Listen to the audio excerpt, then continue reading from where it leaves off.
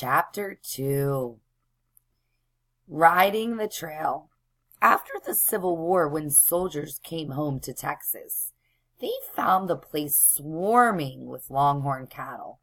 Now, Longhorn, as the name tells you, are cattle with long horns growing out of their heads. They are a tough breed and can walk great distances. And if there is grass to chew, they can even fatten up on the journey. The Texas Longhorn were descended from cattle brought to America by Columbus and the Spaniards who followed him. The Longhorns were running loose on the range. There they bred and multiplied and were soon so numerous that people were killing them for their hides and throwing away the meat. The ex-soldiers knew beef was expensive back east. Now if they could find a way to get those cattle east, why, there was money to be made. About this time, Jesse Chisholm, who was half Scot and half Cherokee, drove a herd of cattle north from Texas to Kansas and made a map of his route. That route had plenty of grass for grazing and enough water, and it led to Abilene, Kansas.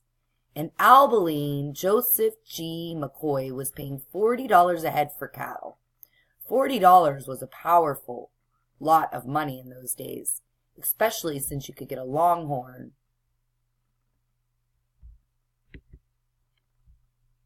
in Texas for about $5.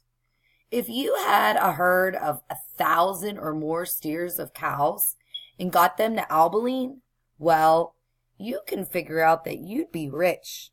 The Kansas Pacific Railroad reached Abilene in 1867. So Joe McCoy could ship the Longhorns east in railroad cattle cars and make a lot of money for himself, which he did. He made a whole lot more money than he had even expected, and he became famous. Have you ever heard the real McCoy? Some say that was Joe. Remember Chicago, the little town where Abe Lincoln campaigned? Well, most of Joe McCoy's cows and steers got shipped to Chicago. That city, some people call it the Windy City, was both a port and a railroad center. It was a distribution hub. When refrigerated railroad cars were developed, Chicago became the meatpacking capital of the country. Most of the bovines that traveled Jesse Chisholm's trail were turned into steak in Chicago. Thanks to railroads and ships, they were devoured in Norfolk, in Scranton, and Mobile. For the next 20 years, the Chisholm Trail, that's what they named it, was a ribbon of Longhorn. More than 1 million cattle were driven north on that trail. Who drove the herds? Why, cowboys, of course. What did the cowboys do when they got to Abilene? Get paid? Buy fancy new duds and have a big old time? Did they get rich? Not the cowboys. They were paid about $90 or less for the 2 to 3 month journey from the Texas Panhandle across the Red River, through Indian Territory, over deserts, rivers, and prairie. It was the cattlemen who owned the cows and steers who got rich, but that's another story. What the cowboys got was a way of life that turned them into legends. Some people called the cowboys the knights of the prairie, and they were like knights. They rode with amazing skill, handled danger with bravado, and had their own code of honor. It may sound glamorous, but it was not an easy life. There were killers on the Chisholm Trail. Here are some of them: brutal heat, ferocious blizzards, biting hail, angry Indians, rattlesnakes, quicksand rustlers, thirst, and the most common of all, stampedes. A herd of cattle will stampede at the drop of a frying pan. Here's how one cowboy described it. When I was looking at him, the steer leaped into the air, hit the ground with a heavy thud, and gave a grunt that sounded like that of a hog. That was the signal. The whole herd was up and going, and heading right for me. My horse gave a lunge, jerked loose from me, and was away. I barely had time to climb into an oak. The cattle went by like a hurricane, hitting the tree with their horns. It took us all night to round them up.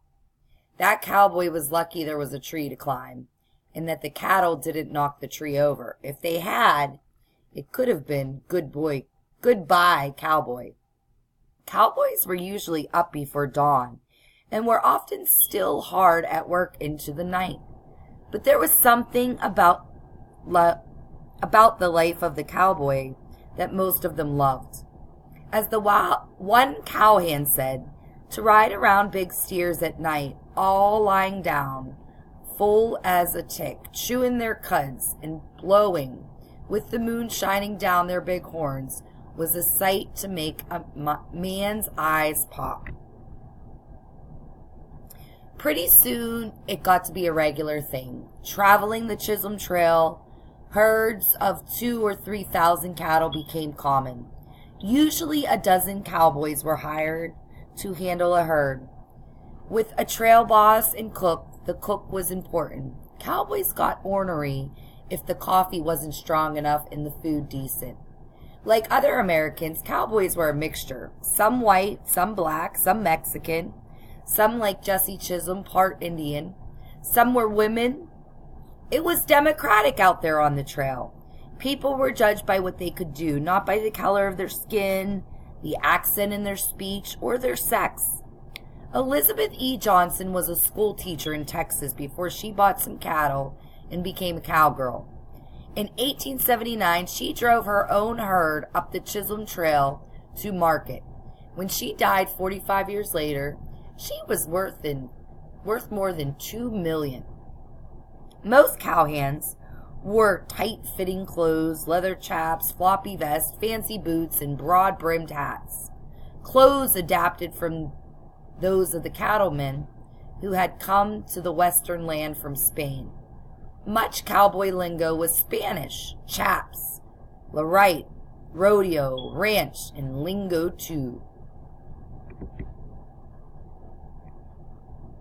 It was a lonely life they led, so they livened it up by singing around the campfire or telling tall tales, like the one about the cowboys who ran out a fence post in a snowstorm when they had to fence the herd in.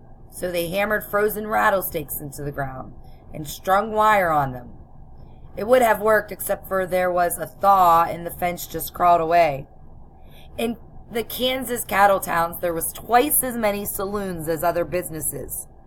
On the trail, grub was dished up from a chuck wagon.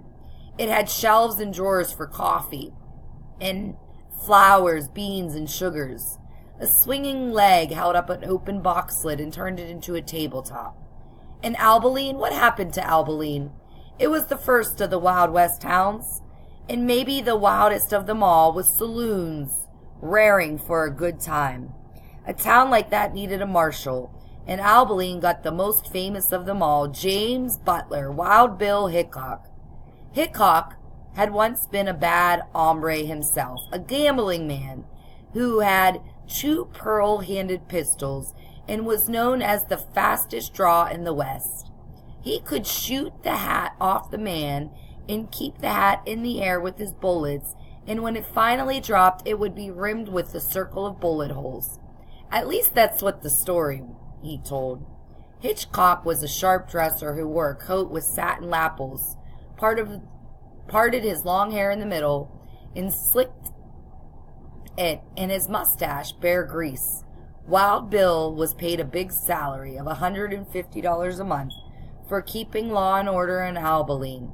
He did a fair job for a while, although most of the time his office was at a gambling table. Then he shot 2 people. He'd done that before, but it just happened to be one was his deputy. That was too much for good folk in Abilene. They got rid of Hickok, and a cattle market too. Abilene settled down and became respectable. After that, cowboys and their Longhorns headed for new towns of Wichita and Dodge City. About 1875, Dodge City became the main railhead for shipping cattle eastward. Most say it was even a wilder place than Abilene. And its peace officers, Bat Masterson and Wyatt Earp, well, you should read about them. But by the end of the century, when railroads crisscrossed the land and barbed wire fenced it in, the heyday of the wild cow towns was over.